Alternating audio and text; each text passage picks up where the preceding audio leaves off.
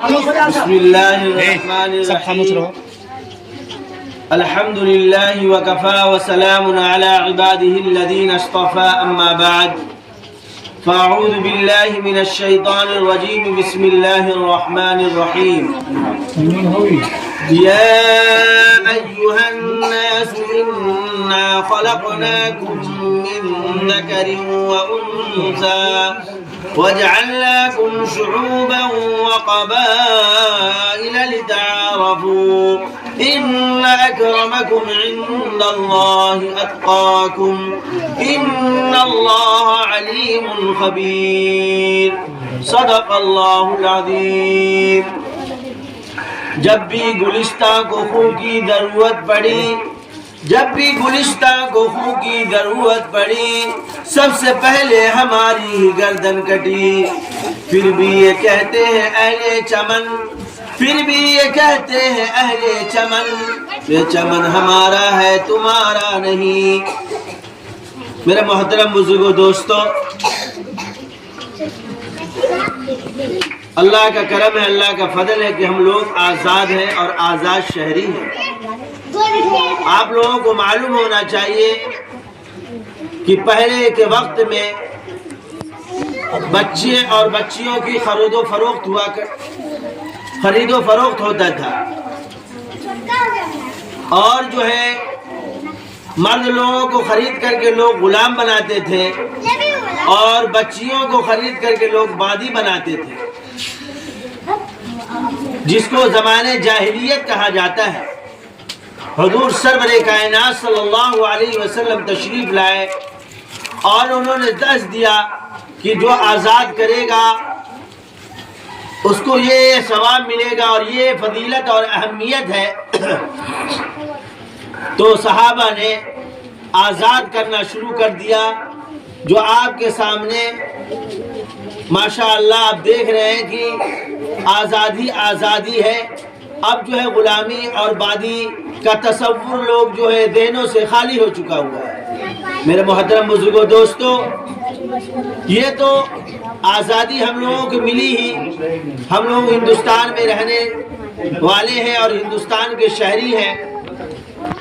یہاں کا معاملہ ایسا ہوا، انگریزوں کا تسلط ہوا اور انگریز لوگوں نے یہاں کے شہریوں کو، یہاں کے آبادیوں کو ستانا شروع کیا اور ہر چیز پر اپنا قبضہ جمانا شروع کر دیا، اور جو ہے یہاں کے لوگوں کو زمین کو ہڑپنا شروع کر دیا، لوگوں کو غلام بنانا شروع کر دیا. تب ہمارے اکابرین نے 10 مئی 1947 کو جو ہے ایک جنگ کو چھیڑا.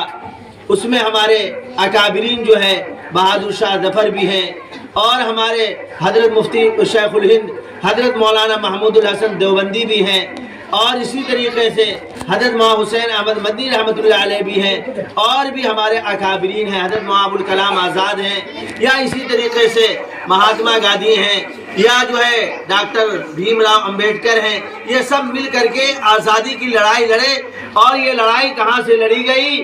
جو ہے میرٹھ سے لڑائی لڑی گئی. ایک وقت تھا جب جو ہے دلی میں آپ جدھر بھی نظر ڈالتے عالم علماء ہی کی نعشیں نظر آتی تھی، ان کی لاشیں نظر آتی تھی، اور جو ہے وہاں کے جو سڑک اور نالا خونوں سے بہا کرتا تھا. میرے محترم بزرگوں دوستو، یہ ہمارے اکابرین کی قربانی ہے جو ہم لوگوں کو آزادی میسر ہے. آزاد شہری ہیں، اس لیے جو چاہتے ہیں وہ کر لیتے ہیں. یہ لوگ ابھی بھی اسی دور کی طرف دوڑ رہے ہیں کہ ان لوگوں کو غلام بنایا جائے. مسلمان کبھی بھی غلامیت کو قبول نہیں کرنے والی قوم ہے. یہ قوم ایسی ہے جو آزاد رہی ہے اور آزاد جینا پسند کرتی ہے. ایسا کوئی بھی وقت آئے گا مسلمان اپنے خونوں کو اپنے وطن کے لیے دینے کے لیے قربان رہتا ہے اور رہے گا انشاءاللہ.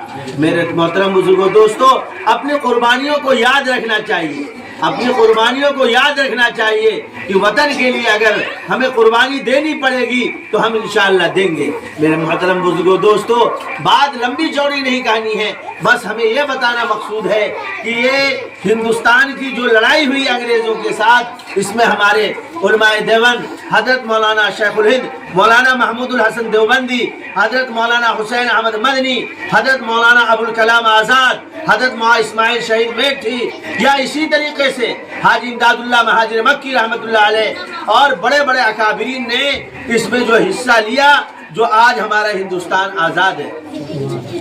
اس لیے اپنے علماء کرام کی قربانیوں کو یاد رکھنا چاہیے۔ ہمیشہ علماء کرام ہی اپنی جو ہے تن من دھن کو قربانیاں دیتے ہیں۔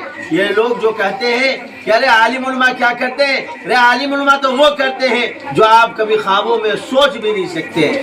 عالم علماء ہی پیڑ پہ پتھر باندھ کر کے آج یہ مدارسوں کو آباد کیے ہوئے ہیں۔ یہ مدارس سے مسجد کی بقا ہے، یہ مدارس سے مسلمانوں کی بقا ہے، یہ مدارس سے خانقاہوں کی بقا ہے، اور یہ مدارس نہ ہوتا تو یاد رکھتے یہ اس ہندوستان جو ہے، یہ یہاں کے مسلمان جو ہے جو آبادی دیکھ رہے ہیں، یہ آبادی نہیں ہوتی۔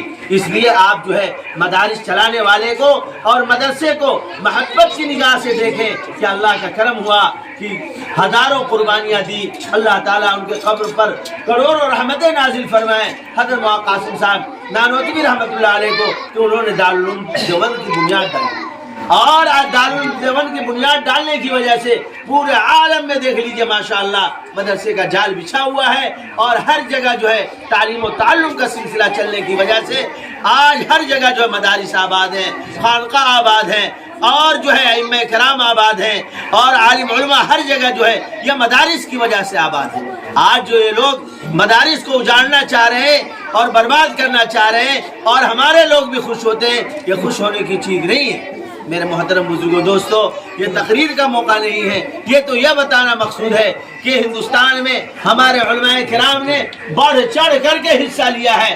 سب سے زیادہ اگر کسی کی جانیں قربان ہوئی ہے تو ہمارے عالم علماء کی ہوئی ہے۔ بہرحال قرآن کی آیت جو میں نے پڑھا ہے، یا ایھا الناس انا خلقناکم من ذکر وانثی وجعلناکم شعوبا وقبائل لتعارفوا ان اکرمکم عند اللہ اتقاکم۔ میرے محترم بزرگوں دوستو، اللہ نے جو ہمیں پیدا کیا، پیدا کرنے کے بعد یہ جو قبیلہ بنایا ہے، یہ خاندان جو بنایا ہے، صرف جان اور پہچان کے لیے بنایا ہے، جان پہچان کے لیے بنایا ہے۔ شیخ، سید، انصاری، منصوری، یہ قبیلے ہیں، یہ اس لیے تاکہ آپس میں متعارف ہو جائے۔ یاد رکھیے گا، اللہ تبارک و تعالیٰ کے نزدیک سب سے مقرب، سب سے برگزیدہ وہ ہے جس کے اندر تقویٰ ہو اور اللہ سے ڈرتا ہو، خلوت اور جلوت یکساں ہو، ظاہر میں بھی ڈرتا ہو، باطن میں بھی ڈرتا ہو، اور اس سے ایسے ڈر لگتا ہو جیسے سانپ کو دیکھ کر کے ایک بچہ ڈر جاتا ہے، ایک انسان ڈر جاتا ہے گناہ سے، اس سے بھی زیادہ ڈرنا چاہیے۔ بس بہرحال یہ جو آج آزادی کا موقع ہے، خوب جشن منائیں اور اپنے آپ کو کہیں اور بتلائیں کہ ہمارے عالم علماء نے اس کو آزاد دی ہے۔ اور آپ کو معلوم ہونا چاہیے حضرت مولانا حسین احمد مدنی رحمۃ اللہ علیہ وہ آزادی کی لڑائی لڑے ہیں کہ اپنے استاد کے خاطر وہ مالٹا کی جیل میں گئے، اور ان کو اتنا مارا گیا کہ پورے جو کولا کا گوشت جو گل گیا ہوا تھا، صرف ہڈی ہڈی تھی۔ بس انہوں نے کہا تھا اپنے سبوں کو کہ ان سب چیزوں کے بارے میں بتانا نہیں۔ آخر وقت آیا تو بتلایا گیا۔ میرے محترم بزرگوں دوستو، وہ حضرت مولانا حسین احمد مدنی رحمۃ اللہ علیہ جو جہاد کا فتویٰ دیا کرتے تھے انگریزوں کے خلاف، پاکستان میں تھے، جس میں جو ہے وہاں پہلے ہندوستان اور پاکستان دونوں ایک تھا۔ لاہور میں انہیں بلایا گیا، کورٹ میں انہیں بلایا گیا اور پوچھا گیا کیا آپ جو ہے جہاد کا فتویٰ دیتے ہیں، آپ کو ڈر نہیں لگتا ہے؟ کہ اللہ کا فضل ہے، میں بار فتویٰ دیتا تھا، آج تمہارے سامنے فتویٰ دے رہا ہوں، میں کسی سے ڈرتا نہیں، ڈرتا ہوں تو اللہ سے ڈرتا ہوں۔ یاد رکھنا، میں اپنا کفن اپنے سر پہ بات کر کے نکلا۔ یہ مسلمان قوم کبھی ڈرنے والی قوم نہیں ہے، مسلمان قربانی دینے کے لیے ہمیشہ تیار رہتی ہے، قوم ایسی ہے۔ اس لیے آپ اپنے آپ کو اللہ کے لیے اور وطن کے لیے قربانی دینے کا جذبہ رکھیں کہ جب جیسی ضرورت آئے گی ہم اپنے وطن کے لیے قربانی دیں گے۔ دعا فرمائیں کہ اللہ تبارک و تعالیٰ اس جگہ کو، اس جامعہ فیضان صدیق کو خوب سے خوب قبول فرمائے۔ اور جو ہے بار بار یہاں جو ہے آپ لوگ آیا کریں، محبت کی نگاہ سے دیکھیں. اسی محبت کو دیکھنے کی وجہ سے اگر اللہ قبول فرما لیا تو انشاءاللہ نجات اخروی کا ذریعہ بن جائے گا. اللہ تبارک و تعالیٰ جان سننے زیادہ عمل صالح کی توفیق سے نوازے. وما علینا الا البلاغ.